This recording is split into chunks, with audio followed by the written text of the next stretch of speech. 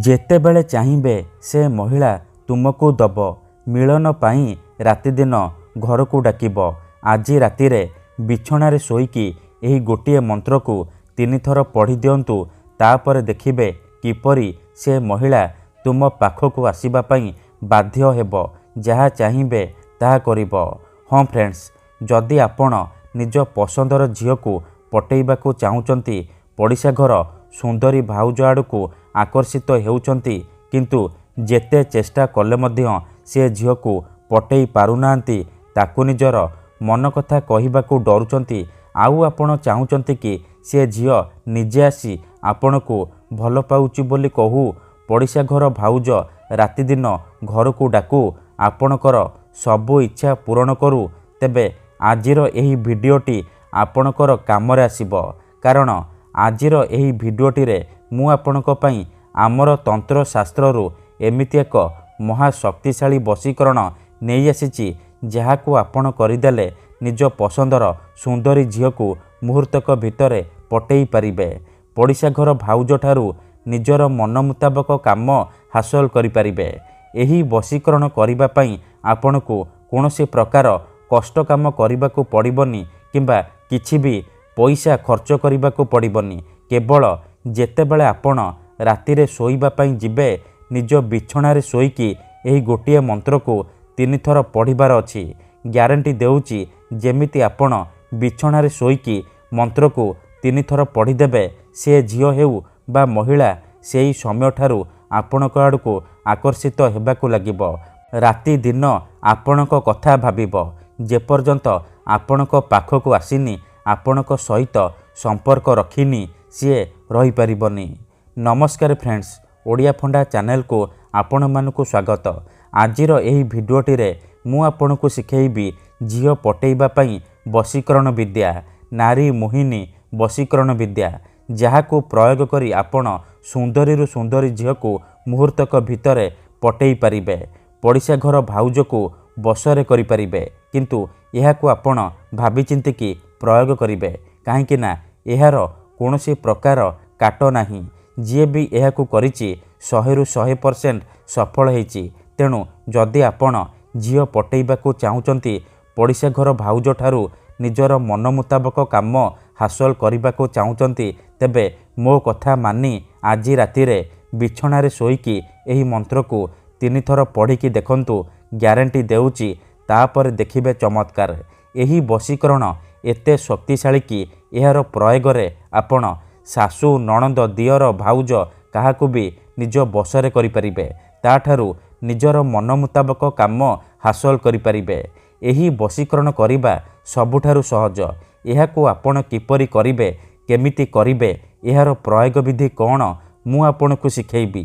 ସମ୍ପୂର୍ଣ୍ଣ ପ୍ରୟୋଗ ବିଧି ମୁଁ ଆପଣଙ୍କୁ ଶିଖେଇବି।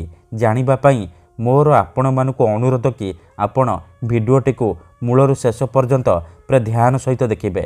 ପ୍ରୟୋଗ ବିଧିକୁ ଠିକ୍ ଭାବରେ ବୁଝିବେ, ତାପରେ ଆପଣ ବଶୀକରଣ କରିବା ପାଇଁ ଯିବେ। କାହିଁକି ନା ଅଧାରୁ ଛାଡ଼ିକି ପଳେଇଲେ କିମ୍ବା କାଟି କାଟି ଦେଖିଲେ ଆପଣ କିଛି ବି ବୁଝିପାରିବେନି।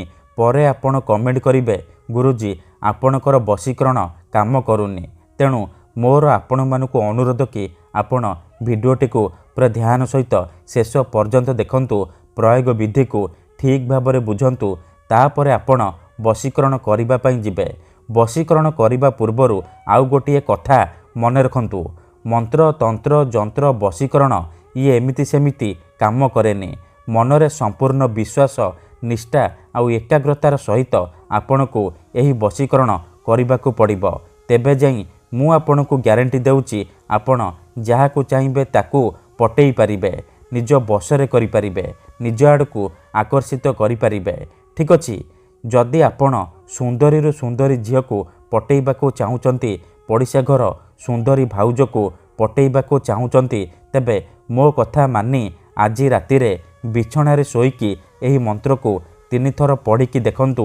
ତାପରେ ଦେଖିବେ କିପରି ସେ ଝିଅ ପଟିଯିବ। ପଡ଼ିଶା ଘର ଭାଉଜ ନିଜେ ଫୋନ୍ କରିକି ଘରକୁ ଡାକିବ, ଯାହା ଚାହିଁବେ ତାହା କରିବ। ଏହି ବଶୀକରଣ ବିଧିକୁ ଆପଣ କେଉଁ ବି ବାରରେ କରିପାରିବେ, କିନ୍ତୁ ଯେବେ ବି କରିବେ ସେହି ଦିନଠାରୁ 3 ଦିନ ପର୍ଯ୍ୟନ୍ତ ଆପଣ ରାତିରେ ଶୋଇବା ପୂର୍ବରୁ ବିଛଣାରେ ଶୋଇକି ଏହି ମନ୍ତ୍ରକୁ 3 ଥର ଲେଖାଏଁ ପଢ଼ିବେ। ମନେକର ଆପଣ ଶୁକ୍ରବାର ଏହି ବଶୀକରଣ କରିଲେ, ଶୁକ୍ରବାର, ଶନିବାର ଆଉ ରବିବାର 3 ଦିନ ପର୍ଯ୍ୟନ୍ତ ଆପଣ ରାତିରେ ଶୋଇବା ପୂର୍ବରୁ ବିଛଣାରେ ଶୋଇକି ଏହି ମନ୍ତ୍ରକୁ 3 ଥର ଲେଖାଏଁ ପଢ଼ିଦେବେ। ବିଧିଟି କରିବା ପୂର୍ବରୁ ଭଲ ଭାବରେ ହାତ ଗୋଡ଼ ମୁହଁ ଧୋଇକି ସଫା ବସ୍ତ୍ର ପିନ୍ଧିକି ଆପଣ ନିଜର ବିଛଣା ଉପରେ ଶୋଇପଡ଼ିବେ। ତାପରେ ଡାହାଣ ହାତକୁ ଛାତି ଉପରେ ରଖିବେ ଆଉ ଆଖି ବନ୍ଦ କରିକି ସେଇ ଝିଅ ବା ମହିଳାକୁ ମନେ ମନେ ଭାବିବେ। ତାର ମୁହଁକୁ ନିଜ ମନରେ ଭାବିବେ। ତାପରେ ଏହି ମନ୍ତ୍ରକୁ 3 ଥର ପଢ଼ିଦେବେ। ଓମ୍ ନମଃ କାମାକ୍ଷା ଦେବୀ ଆମୁକଂ ମେ ବଶ୍ୟମ୍ କୁରୁ କୁରୁ ଫଟ୍ ସ୍ୱାହା। ଏହି ମନ୍ତ୍ରକୁ ଆପଣ 3 ଥର ପଢ଼ିବେ। ଆମୁକଂ ଜାଗାରେ ଆପଣ ସେଇ ଝିଅ ବା ମହିଳାର ନାମ କହିବେ ଯାହାକୁ ଆପଣ ନିଜ ବଶରେ କରିବାକୁ ଚାହୁଁଛନ୍ତି।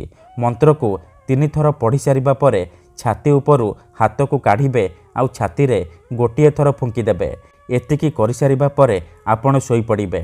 ମନେ ରଖନ୍ତୁ, ପ୍ରଥମ ଦିନରୁ ହିଁ ପ୍ରଭାବ ପଡ଼ିବା ଆରମ୍ଭ ହୋଇଯିବ। ସେ ଝିଅ ହେଉ ବା ମହିଳା ଆପଣଙ୍କ ଆଡ଼କୁ ଆକର୍ଷିତ ହେବାକୁ ଲାଗିବ। ମନେ ରଖନ୍ତୁ, ଏହି ବିଧିକୁ ଆପଣ ଅଧାରୁ ଛାଡ଼ିବେନି। ଲଗାତାର 3 ଦିନ ପର୍ଯ୍ୟନ୍ତ ରାତିରେ ଶୋଇବା ପୂର୍ବରୁ ବିଛଣାରେ ଶୋଇକି ଏହି ମନ୍ତ୍ରକୁ 3 ଥର ଲେଖାଏଁ ପଢ଼ିଦେବେ। ଗ୍ୟାରେଣ୍ଟି ଦେଉଛି ସେ ଝିଅ ଆପେ ଆପେ ପଟିଯିବ। ବିବାହିତା ମହିଳା ଆପଣଙ୍କ ପ୍ରେମରେ ଦିବାନୀ ହୋଇଯିବ। ଯାହା ଚାହିଁବେ ତାହା କରିବ। ଧନ୍ୟବାଦ।